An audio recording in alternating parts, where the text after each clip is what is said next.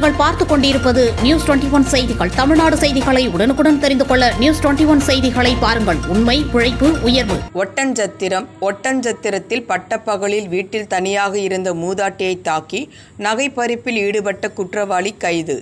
திண்டுக்கல் மாவட்டம் ஒட்டன்சத்திரம் அருகே உள்ள திண்டுக்கல் சாலையில் குடியிருந்து வரும் அப்துல்லா என்பவரின் மனைவி நூர்ஜஹான் வயது 70 மதிக்கத்தக்க மூதாட்டியை பட்டப்பகலில் வீட்டில் தனியாக இருந்தபோது அதனை நோட்டமிட்ட மர்ம நபர் ஒருவர் மூதாட்டியை பலமாக தாக்கி அவர் காதில் அணிந்திருந்த தோடு மற்றும் கையில் அணிந்திருந்த மோதிரம் உள்ளிட்ட தங்க நகைகளை பறித்து கொண்டு அங்கிருந்து தப்பி ஓடிவிட்டார். பின்னர் வலியால் துடித்து கதறிக்கொண்டிருந்த மூதாட்டியின் அலறல் சத்தம் கேட்டு அக்கம்பக்கத்தில் இருந்தவர்கள் ஓடி வந்து மூதாட்டியை மீட்டு ஒட்டன்சத்திரத்தில் உள்ள தனியார் மருத்துவமனையில் சிகிச்சைக்காக சேர்த்தனர்.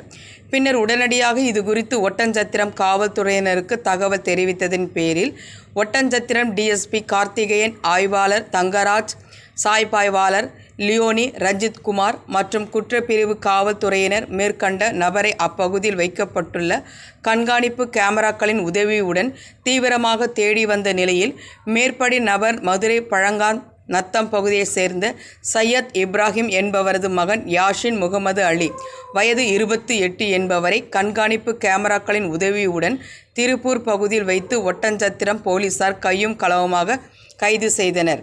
கள்ளக்குறிச்சி மாவட்டம் சின்னசேலத்தில் சிறுமலர் மேல்நிலைப்பள்ளி, இதயா நர்சரி பிரைமரி ஸ்கூல், சிறுமலர் தொடக்கப்பள்ளியில் தமிழ்நாடு அரசு வழங்கும் நலத்திட்டங்கள் அனைத்தும் மாணவ மாணவிகளுக்கு முழுமையாக வழங்கப்படும். 1ஆம் வகுப்பு முதல் 8ஆம் வகுப்பு வரை தமிழ் வழி கல்வி முற்றிலும் இலவசம். 10ஆம் வகுப்பு, 11ஆம் வகுப்பு, 12ஆம் வகுப்பு மாணவிகள் 450க்கும் மேல் மதிப்பெண் எடுக்கும் மாணவ மாணவிகளுக்கு 50% கல்வி கட்டண சலுகை உண்டு. தரமான கல்வி, வளமான எதிர்காலம். மாணவ மாணவிகளை எம்பள்ளியில் சேர்க்க முந்துங்கள். மாணவ மாணவிகளின் படிப்பிற்கும் ஒழுக்கத்திற்கும் 100% வெற்றி உறுதி.